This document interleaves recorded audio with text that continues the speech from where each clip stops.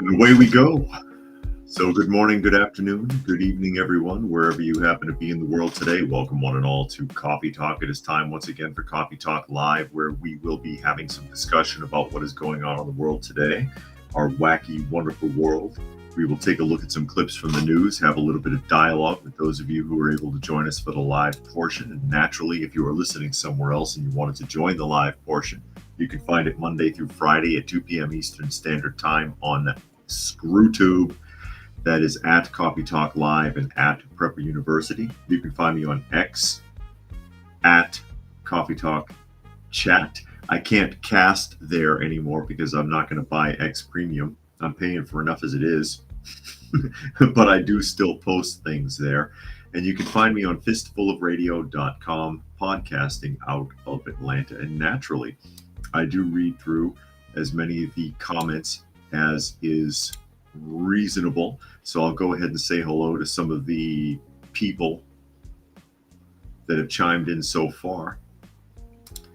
I see Helter is here, Dragon is here, Cyberjack Sr. is here, Gary Edwards, Sven is here. He says Department of Justice is going after alternative media. Stay safe, they'll likely SWAT people. Jeez. They're going after the people that are against them as well. They're going after the people there because certain members of Congress have been investigating the Department of Justice, and Freedom of Information Act has just revealed this morning, I think, actually, that the Department of Justice was doing counter surveillance on the people that were surveilling them illegally. Brian is here. He says, what can we learn from Hurricane Harvey and Irma from a prepper perspective? I just watched this video. Okay. You just watched that one on Prepper University? Dilo is here. He says his children's school is on lockdown. We picked them up from school in North Carolina. Why are they on lockdown? Legends is here. Donna Beaver is here. Says thumbs up, like, and share. Please do. Fluke Man is here. And again, before I get started, just wanted to say thank you to whoever it was that sent cat food to our P.O. box.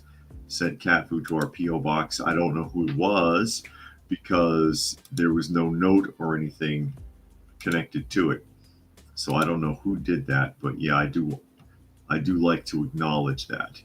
I do like to acknowledge that. I appreciate all the help where the animals are concerned. We need all the help we can get with our little shelter pets.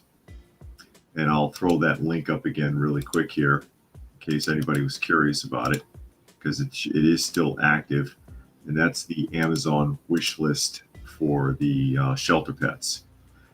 I see Kimberly has joined us as well as we get ready to jump off into what is going on in the world today.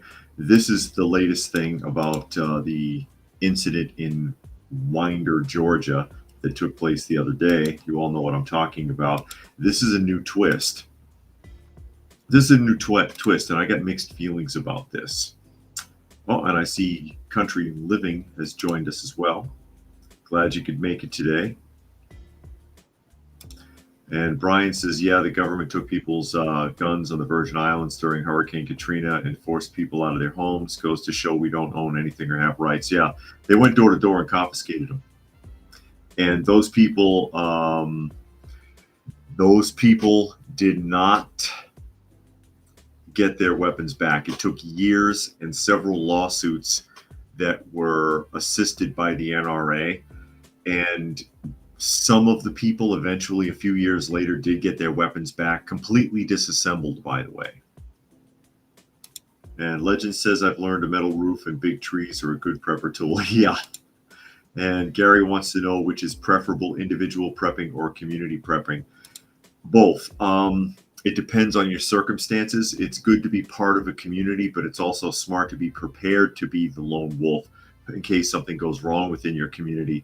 Because if there was a long-term breakdown situation, Gary, and you're in like a prepper community, there's going to be a pecking order, and it could get weird really fast with people backstabbing for position or being total dictators and weird about it. So yeah, prepping community, you can, of course, safety in numbers, resources in numbers, but it can turn on you. Also, it makes you a larger target because another larger group will find that a lot faster than they'll find an individual. Delo says police department investigating, and it's unknown at the time if there's a credible threat. And Kimberly says a firearm threat was called into a school 30 minutes south of my town. Yeah, it's kind of funny how that all starts really winding up during election time, isn't it? But while we're on the subject here, Washington Post article, in a historic case, the father of the 14-year-old school shooting suspect has been charged with murder. There's dear old dad behind bars. The 14-year-old shooter, who I will remind you has been under investigation by the FBI for more than a year, because when he was 13 years old, what was that, May of 2023, that kid was threatening to do this very thing, and he was under investigation by the state police and the FBI and the GBI. That's what Sven is saying, known to the FBI, absolutely, and they did nothing about it. Now they're going to charge dad. So here we go. Georgia officials charged the father of the suspected Appalachia High gunman with 2 counts of second-degree murder Thursday, the most severe charges ever filed against the parent of an alleged school shooter. The arrest came 36 hours after 2 students and a pair of teachers were gunned down with an AR-15 style rifle. I want to know what kind of rifle it is. Don't tell me it's AR-15 style, okay? Investigators allege the man allowed his 14-year-old son to possess. Okay, I don't know if that's true. Did he allow the kid to possess it? Can you prove that? And even if he allowed the kid to possess it, does that mean that he was aware of a problem? I'm going to assume that we knew that this kid had psychological issues. Okay. It says, along with murder, Colin Gray, 54, was also charged with 4 counts of involuntary manslaughter and 8 counts of cruelty to children because of the people who were wounded and not killed, I assume. His son, Colt Gray, has been charged with 4 felony counts of murder. And it says here the father, quote, knowingly allowed him to possess the weapon. His charges are directly connected to the actions of his son, says Chris Hosey, director of the Georgia Bureau of Investigation. And he said at an evening news conference. Now, I've got a mixed feelings about this. I'm all for parents being held accountable for the actions of their children in most circumstances, okay? I don't know if he knowingly allowed this kid to have a rifle and knew at the same time the kid was mentally unstable. I don't know that, okay? But again, I feel like most parents don't really do the job anyways.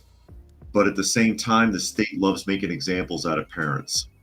And they'll shoehorn this in. They'll try really hard to make this a guilty verdict, or to try to get him to plea out, which he won't have much of a choice, because he'll end up with a public defender that'll do a shitty job, that's going to recommend that he take a plea deal anyways and say that and admit to guilt even if he isn't guilty, and end up doing jail time, because that's how the law does most people.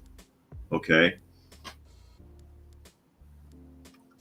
And Oskritz says it's illegal to allow a minor to have access to a firearm without supervision. If he left the weapon unsecured and his kid takes it to school, he is complicit. And I'm sure that's what they're riding off of, but how far are you willing to take it? It's sort of like with truancy, because they'll hold a parent accountable and charge them with the child's truancy in most states now. So your kid plays hooky all the time, you end up in court. But sometimes you just got a bad apple, and that kid doesn't listen to anybody. Should you still be held accountable? It's a real big gray area. And like I said, remember, I worked in juvenile justice. I've seen the worst of the worst with parents and kids. And I firmly believe most parents don't do the job right anyways. And But if he's going to be accused, I want him to be accused for the right thing. Does that make sense? Fluke Man says the Freedom of Information Act is BS. Same example, you give Johnny choose what color shirt he gets to wear. The mother had placed 3 colors on his bed. The exposed agents spying on Americans are cannon fodder. Cannon fodder at best. But this is a new step right here. This is a new step right here, charging this guy. And they go on here to say, if he didn't have a damn gun, he wouldn't have gone and killed anybody. Well, even if the firearm was secure, that kid could have found a way to get it, I'm sure. And then the father would still be in this predicament with law enforcement because they want to scapegoat somebody. Nostalgic is here, says Happy Friday from Atlanta. Nostalgic will be the first to tell you that this happened in winding and not winding, according to Kamala Harris. According to Kamala Harris. But like I said, I mean, if he's actually guilty of something, fine. But it feels like they're trying to pin as many people as they can. Helter says in the past, high school brought firearms to Marksmanship Club and nobody batted an eye. They were responsible and mature enough. True. That is true. We did used to have marksman's classes, and we didn't have these kinds of problems growing up. We didn't have these kinds of problems. This is a very modern problem with these incidences taking place at schools all the time. Very modern problem. And that should tell you something. It's not a firearms issue. It is a issue of social structure, parenting, and political climate in the United States. It's not about who's yielding them. Why? As we wait for this, is this going to work? Restream is acting a little funky here. If I can get this. Oh, good. Give me a break. Good grief. Good grief. Come on now. See if I can X that out. There we go. And that's what Oscrates says. This is a mental health issue. Yeah, social and mental health too. That plays into it. But I mean, a lot of these kids are screwed up because of the socio-political climate that they're exposed to in school, lack of parenting. There's all kinds of problems. All kinds of problems.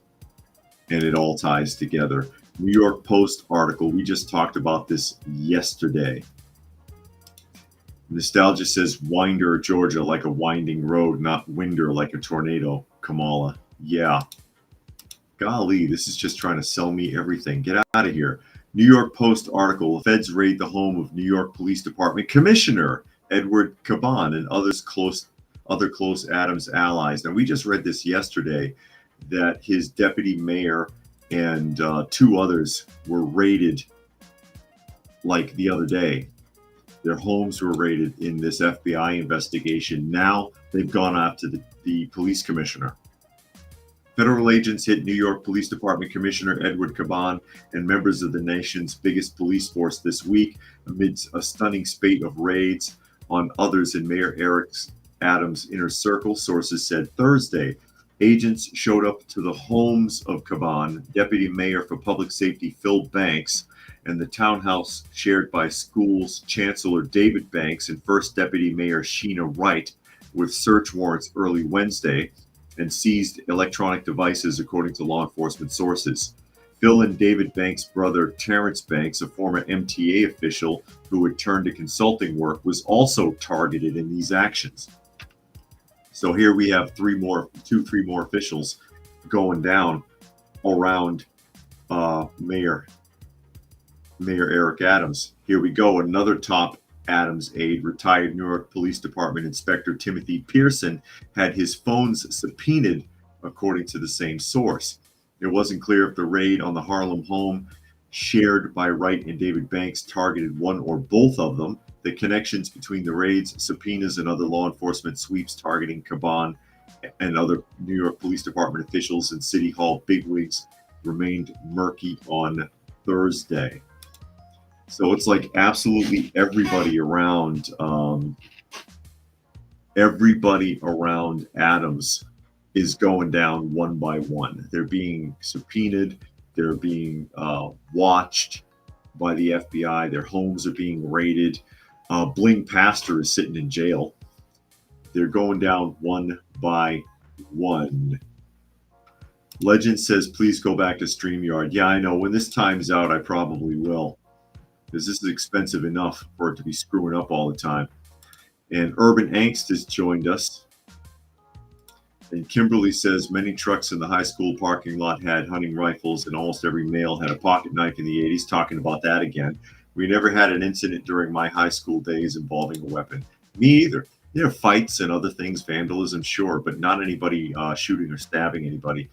I'll check the music. Let me see if I can shut it off, because I've had issues with it. I had issues with it the other day. I'll see if it's going to respond this time. And Country Living says some parents don't want to invade their kids' privacy to see what is really going on with them either. Well, they're trying to be their kid's friend. That's the problem. They're trying to be their kid's friend instead of their parent, and you can't do that. You can be friendly with your child, but you can't be their pal. It doesn't work. Nostalgic said one of their pals says both parents should be charged, and they disagree.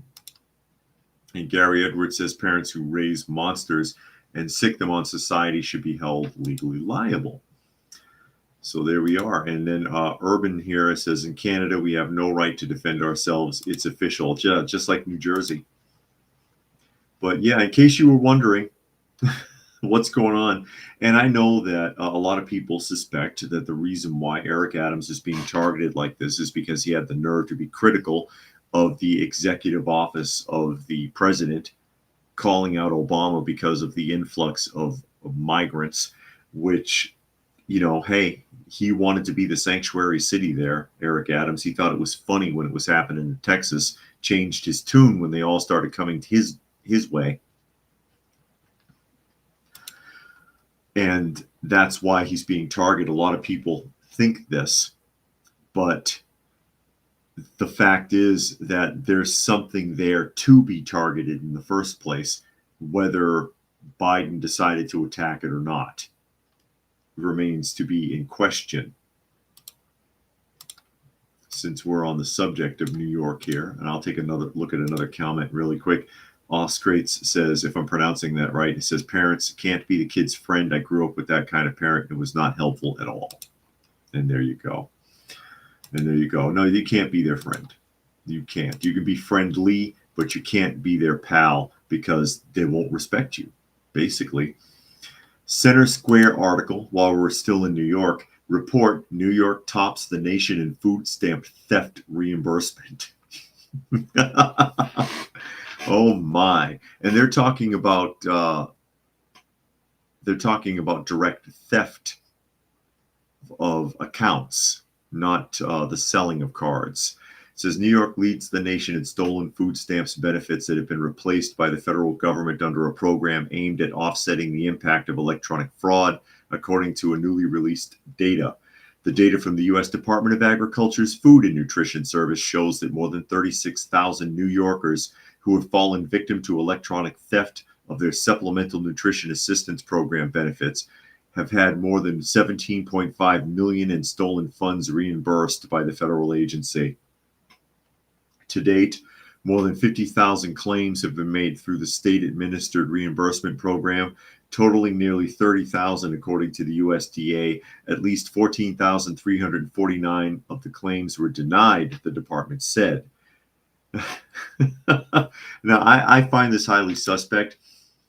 I don't think that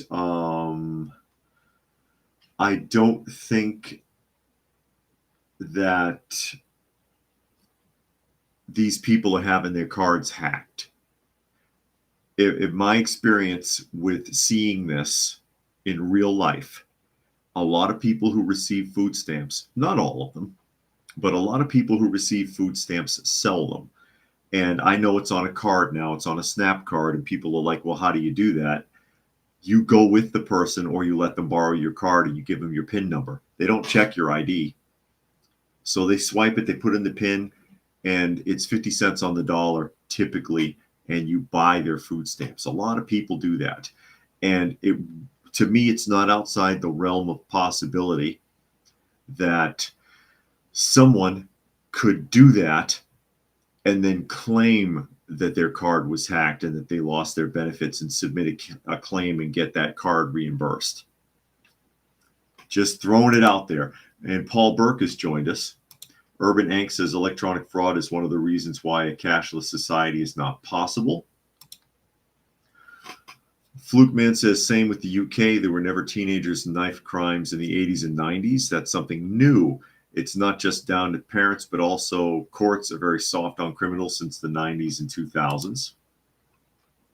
And Paul says, what happens when everything goes digital with hacking? Well, I'm more concerned because you know what? You and I don't get hacked. Okay. I don't care what they tell you. Oh, you have to protect your account, whatever. Odds are, unless we do something stupid, like give our data away to someone who sent us a text message pretending to be from UPS or the IRS or somebody, we're not going to ever be touched. But large corporations will get hacked. Okay. Usually that's what happens.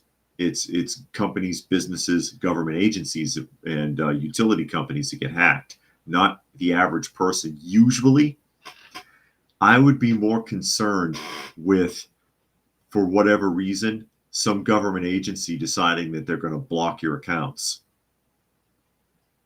or that they're going to limit what you can do with your money.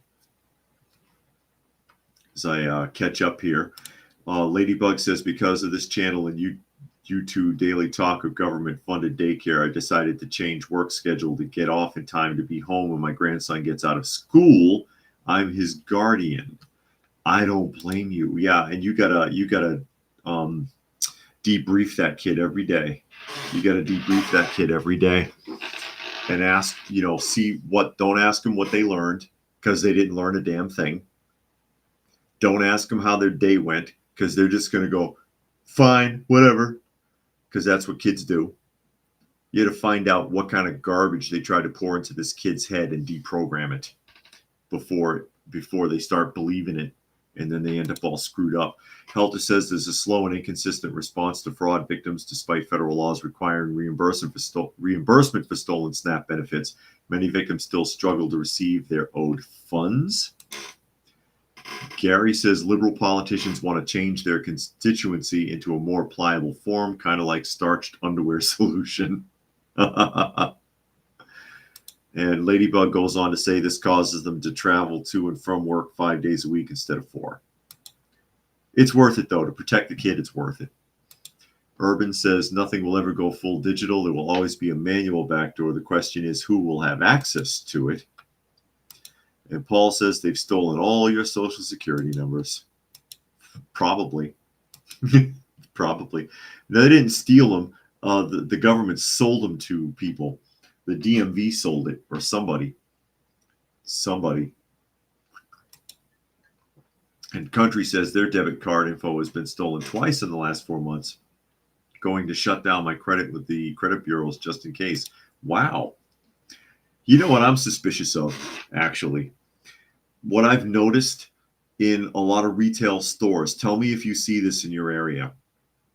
You know how when you have the PIN pad, okay, especially at the self-checkout stations, like let's say Walmart, for example, there's like a rubber sheath over the PIN pad, right? So that when you go in there and you press the buttons, somebody looking wouldn't see what buttons you necessarily hit, correct?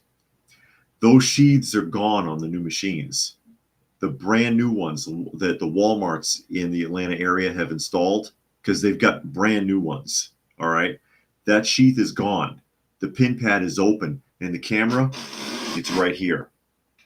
And I'm like, theoretically, next time I go to Walmart, I should do a short of this so people can see what I'm talking about. In theory, since they can timestamp your purchase, anybody that has access to the computers in that store can look at that camera recording, see what you pressed in, and connect it to your card number. Just saying. Brian says most scammers are not very bright and they're pretty easy to spot with typos and the fact that the genuine company would never ask you for a password. I got an eBay scam email once to click this, blah, blah. Yeah, and that's the thing too. And most of these agencies will never contact you that way. IRS will never call or text you. Social Security office will never call or text you. They don't do that. They never have. So a lot of people get scammed that way because they don't realize that these agencies wouldn't contact you that way, especially if it's from the government. And Oscrate says, learned recently a lot of drug dealers are using Cash App and other fine tech platforms because they function similar to a bank but are not regulated and vetted. As we continue on here, because we're still in New York. We're still in New York. Eric Adams, it's falling down around his ears. It's falling down around his ears. Speaking of reimbursements, let's just pay the migrants to find a home. Let's pay them. That's a good idea.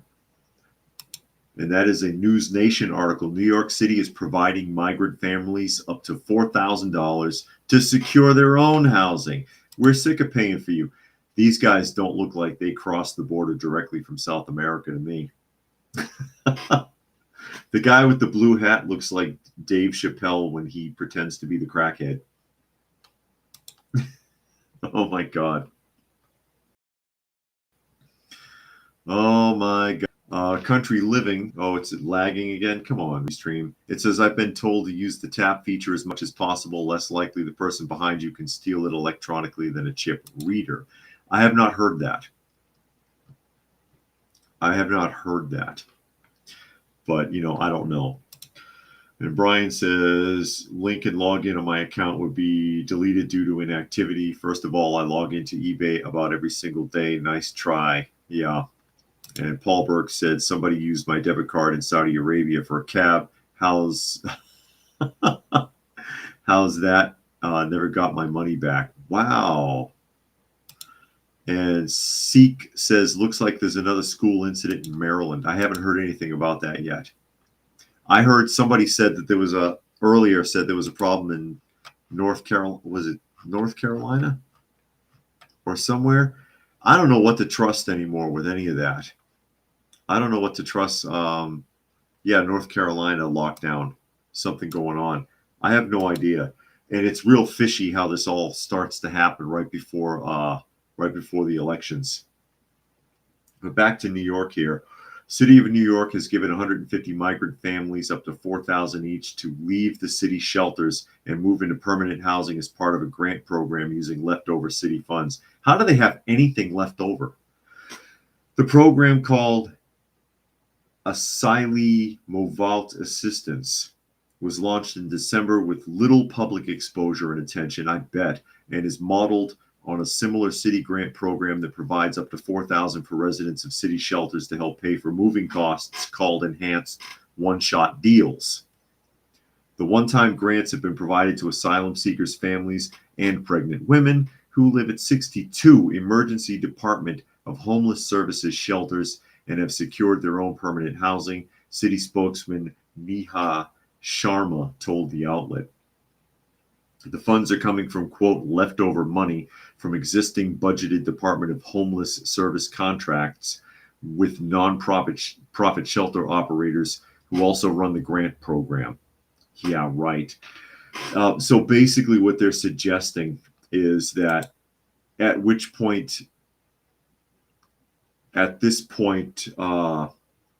point where the person is able to move out of the shelter, they throw them an extra $4,000 as a way to get them out, as a thank you or whatever, or a good luck payment. Good Lord. And again, how do they have leftover money or leftover funds from anything? Paul says all Americans should leave the country and go back as a migrant. No kidding. And Oscrates says the Maryland school incident was a fight and a weapon was brought out. Okay. Oh, and Urban has to leave already. Sorry to hear that. Well, glad you could join us today. And Helter says they've created a privileged class of non-citizens who enjoy more rights than actual citizens, and they almost certainly knowingly lied and manipulated the system to get here. I bet they did.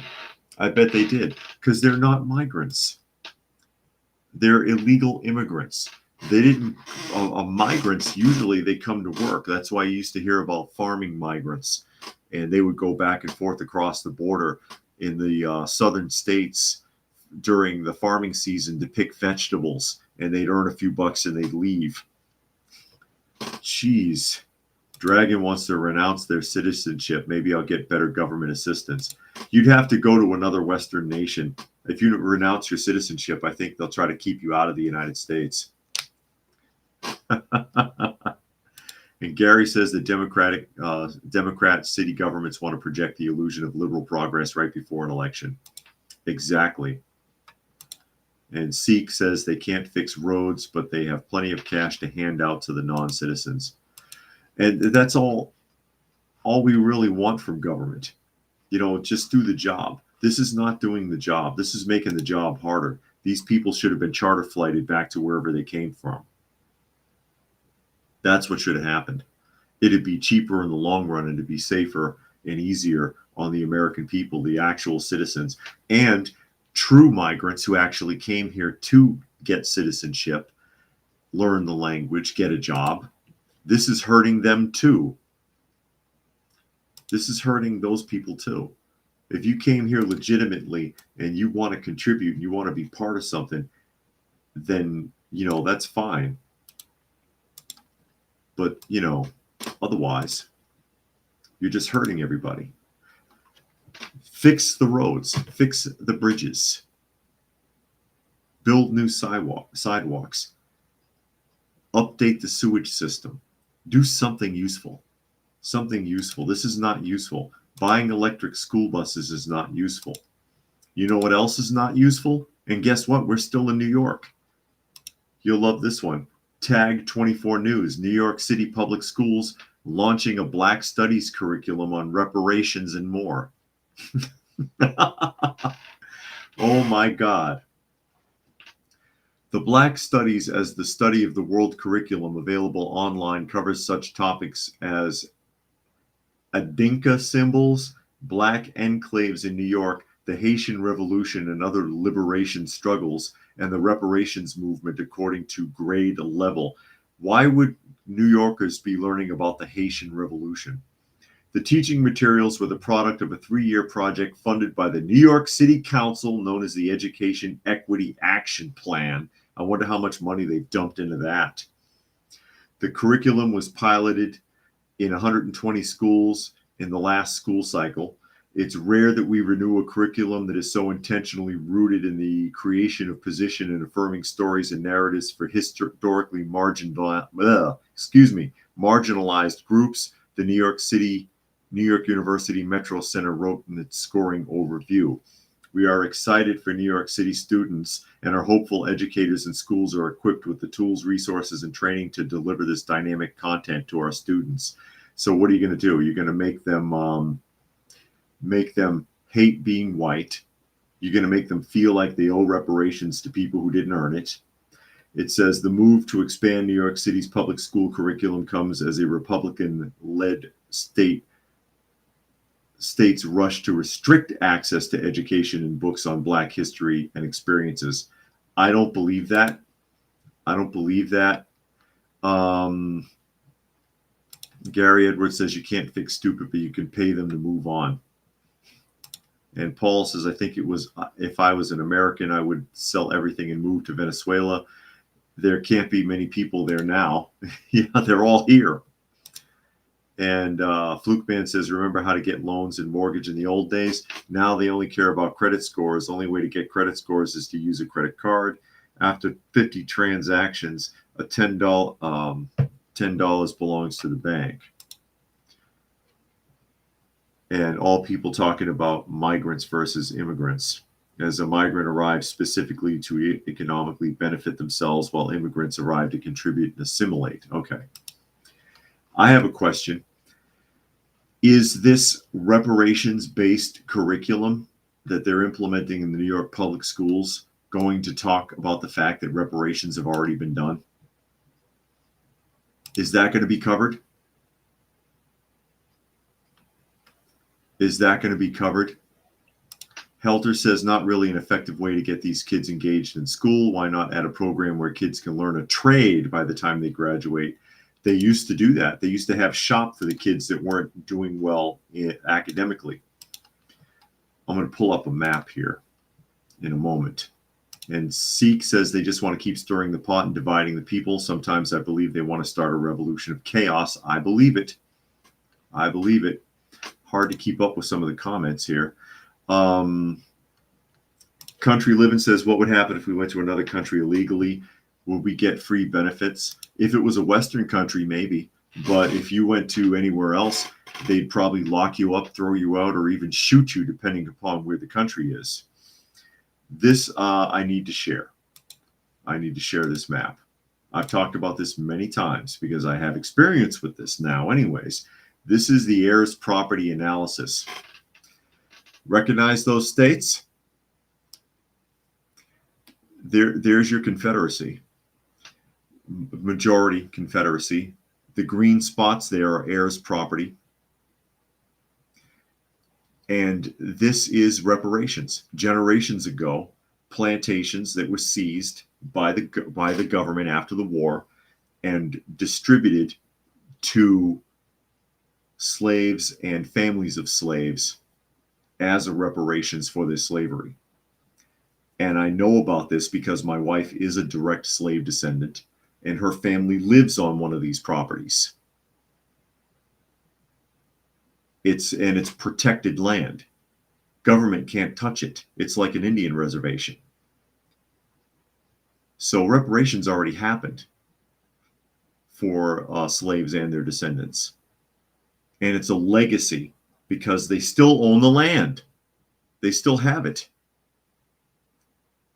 And these people know it. And my wife and I did a video on it because we visited an heirs property in South Carolina a few months back, and we did a film down there.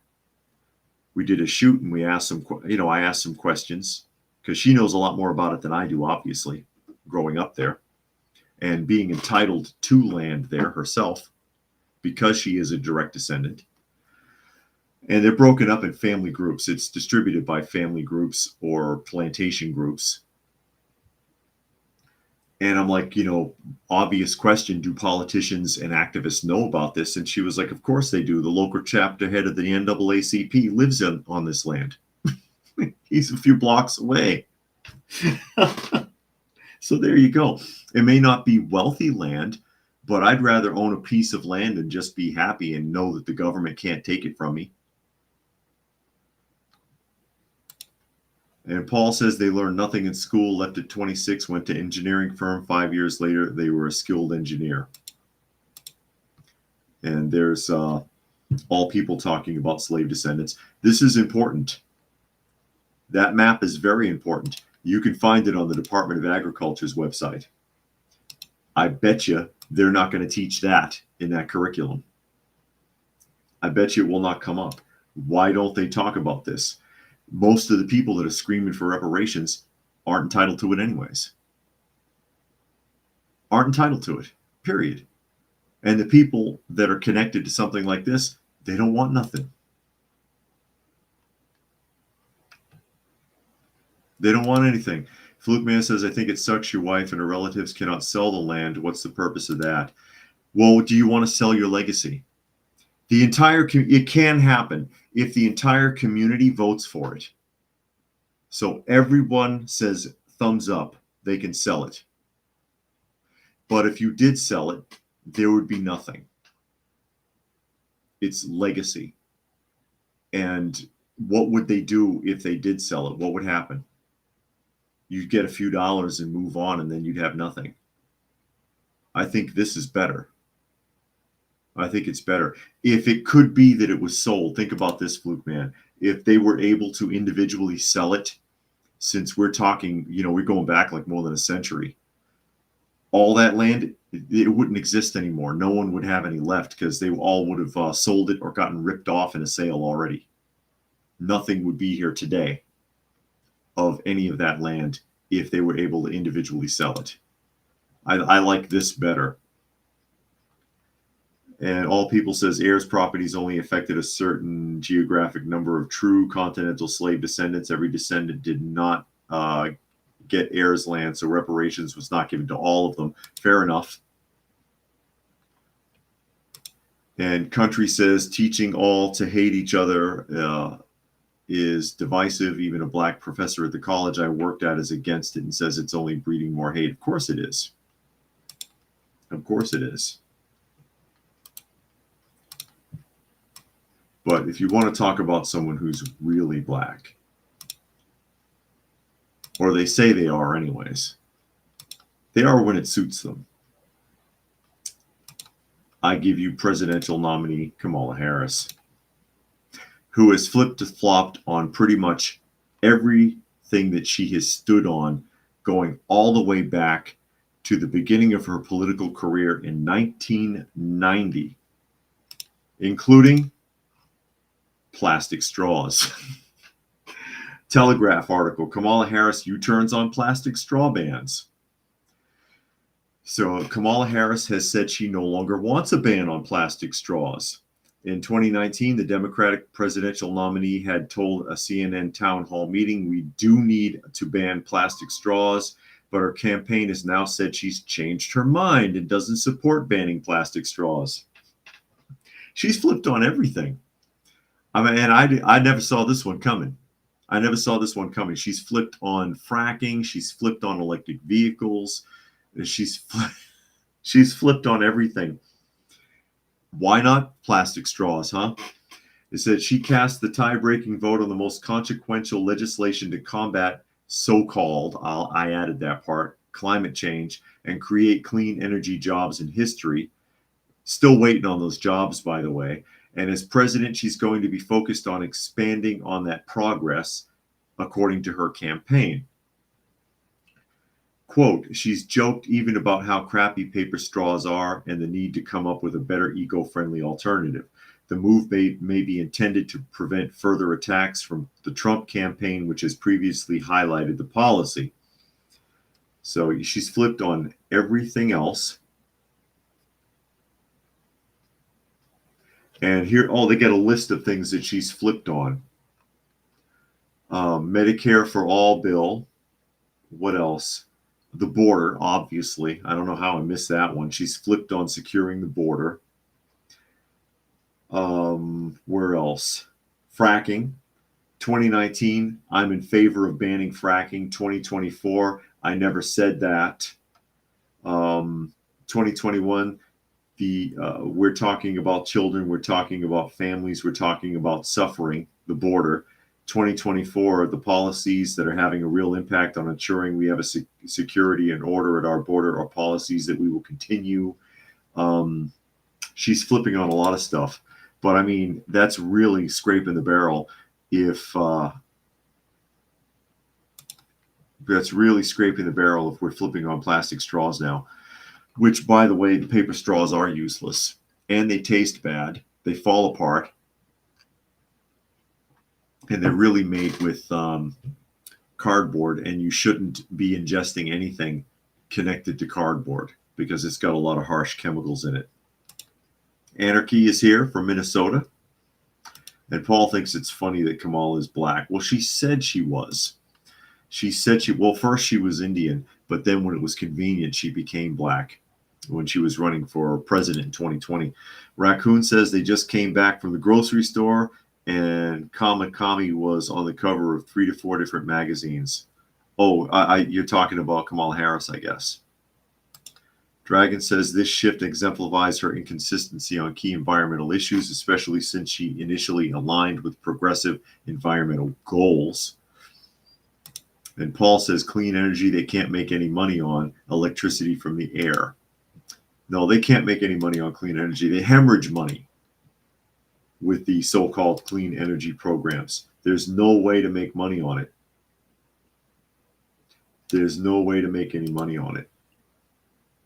Here's another thing she's flip-flopped on. This has just come out. This has just come out. And Oskritz says paper straws have PFAS is forever chemicals too. It's total insanity. This is something that she has denied that she's been exposed in. For all the good it'll do. I'm preaching to the choir here. And even though you could put these news stories out, it's not going to change anything if somebody's determined that they're going to vote for her because they think it's so progressive that she's female. And oh, we'll have a female president finally. And yeah, get ready for your armband.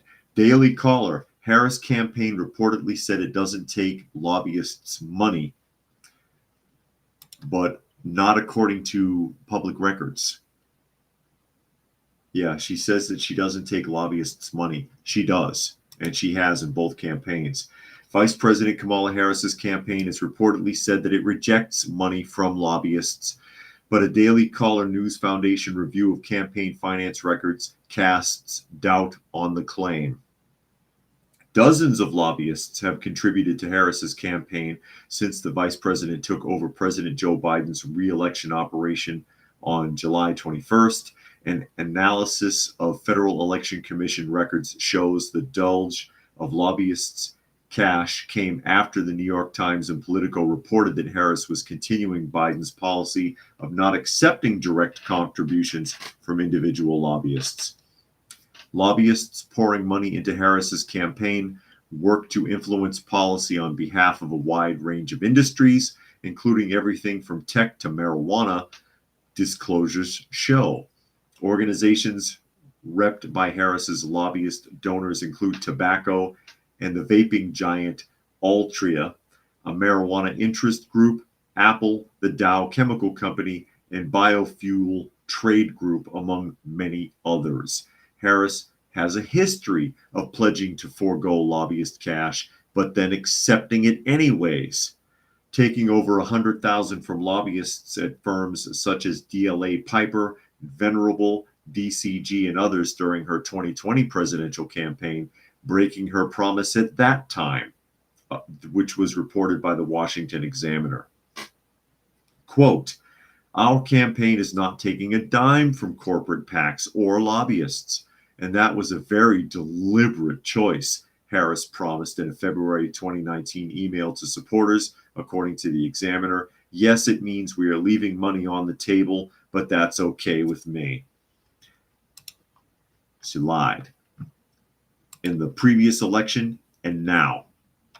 She's taking money now, running for president, and she took money from these organizations running for president last time.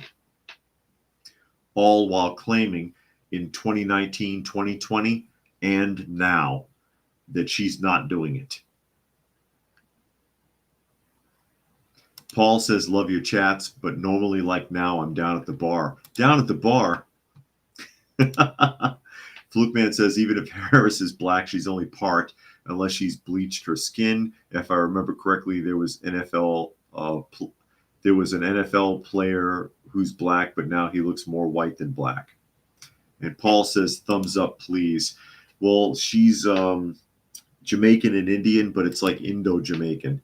So her father's technically not African either, or something like that. All People can probably tell you better. And I'll put that up from All People talking about the NAACP. So big surprise.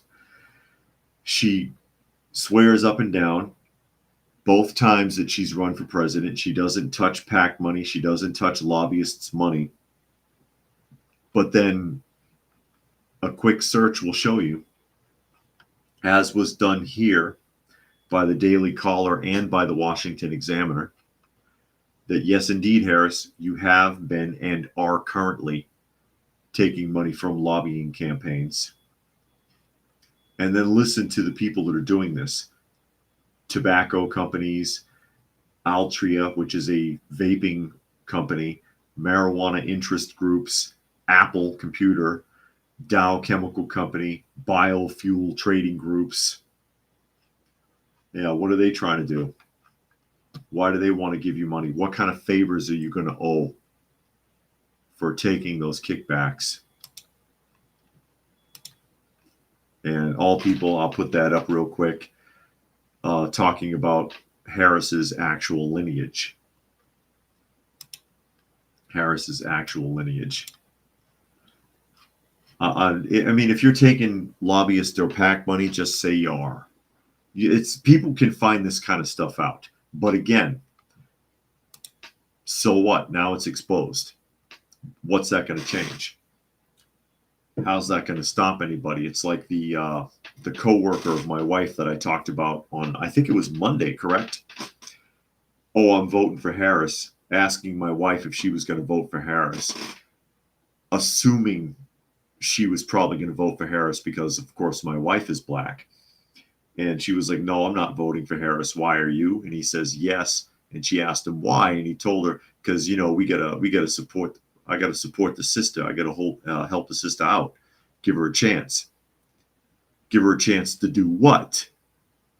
She's already been in the White House for almost 4 years. She's been in politics for 34 years. Give her a chance to do what?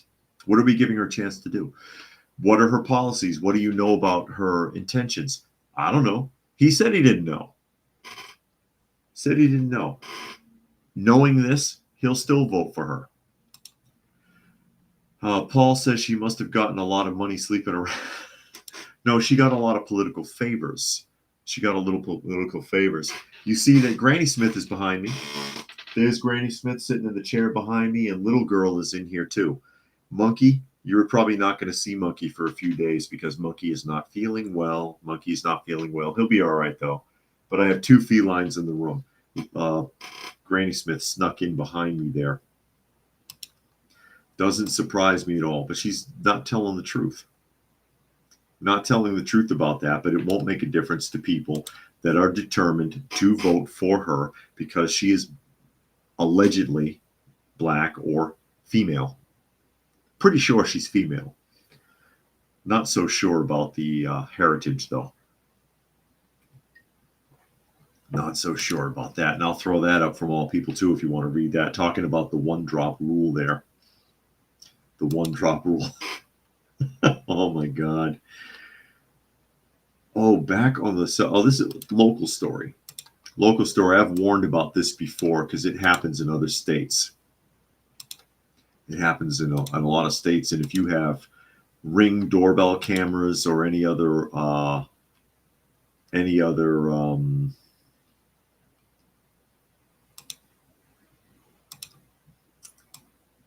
sort of like security monitoring wireless around your home.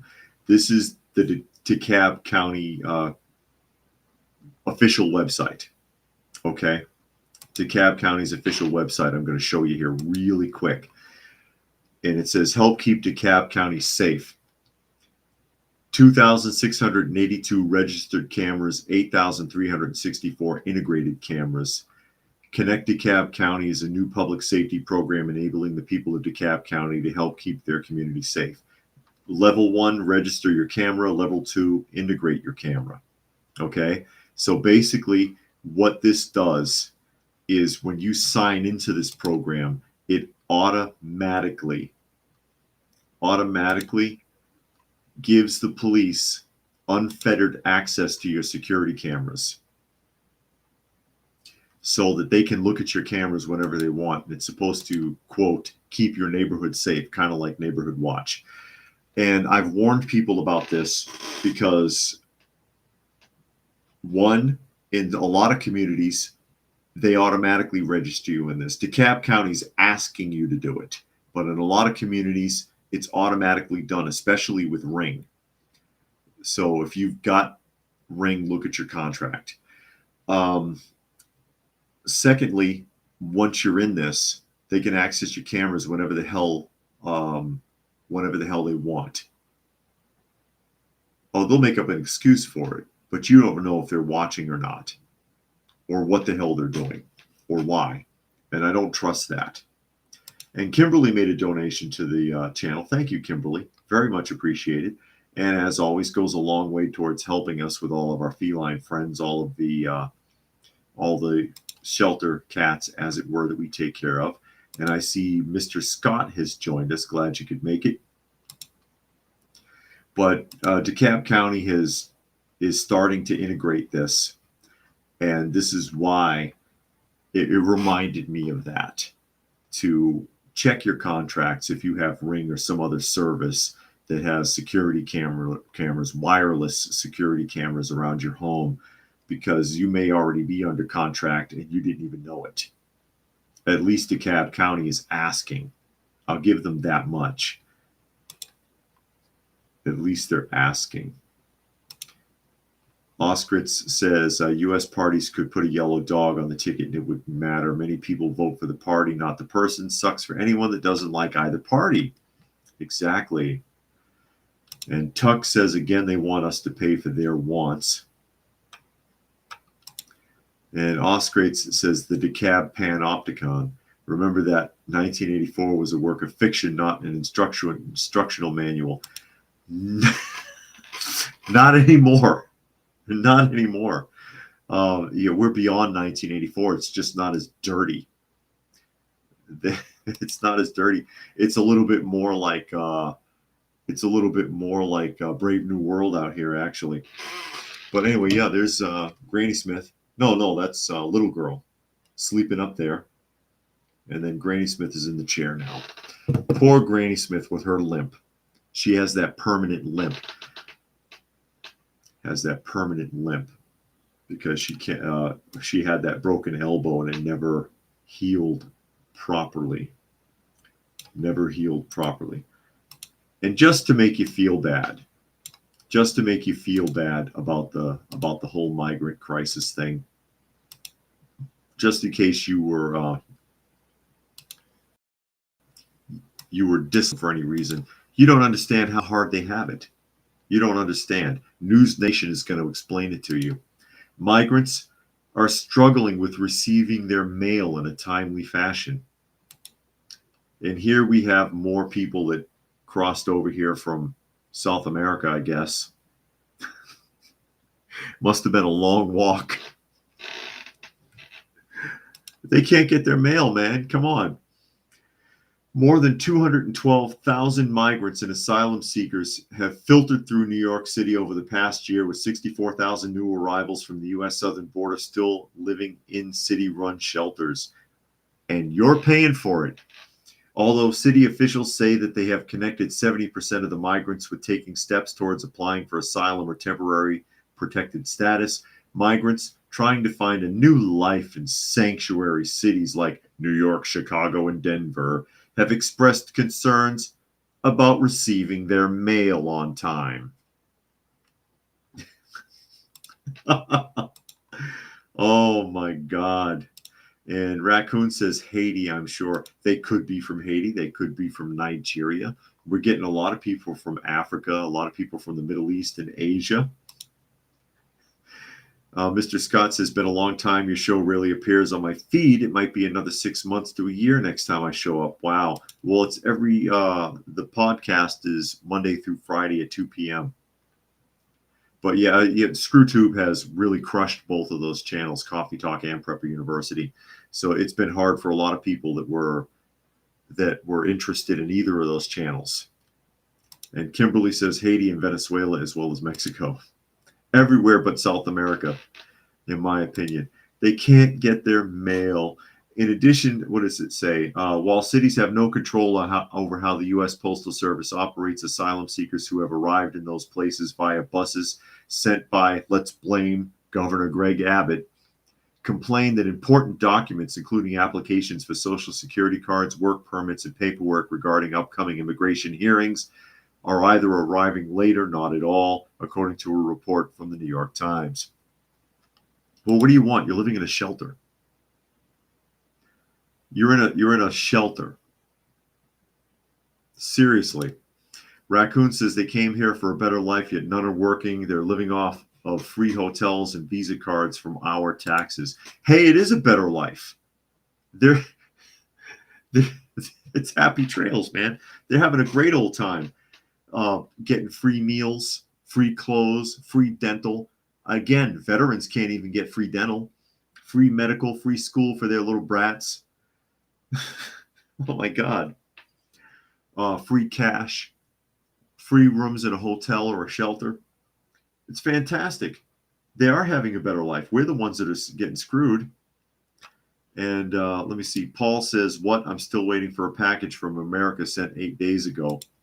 I know. Where's my mail, man? Don't you feel bad for them now? Don't you feel bad?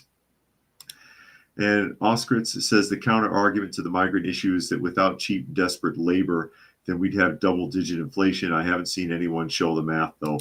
There won't be any. There won't be any. There's no math. And, you know, they'll replace all these people that are striking with migrants, and then they'll replace the migrants with robots. And Brian made a donation to the channel. Much appreciated. But with that, we are going to, and Yahweh is here. Says happy weekend. With that, we're going to go ahead and start wrapping things up. Special thanks to Kimberly and to Brian, who made donations to the channel today. Again, always a big help with taking care of all the felines. We're currently at 20. Quite frankly, we're still at 20. Although Thursday, 2 should be adopted. That'll put us to 18, and I'll let you know how that goes. Thank you, everyone else who was able to join us here today. Of course, you were listening to and or watching Coffee Talk, and you can find us Monday through Friday at 2 p.m. Eastern Standard Time on Coffee Talk and Prepper University on YouTube, and you can find me on fistfulofradio.com, podcasting out of Atlanta. So thanks again. Hope you got something out of the conversation, and we will see you again on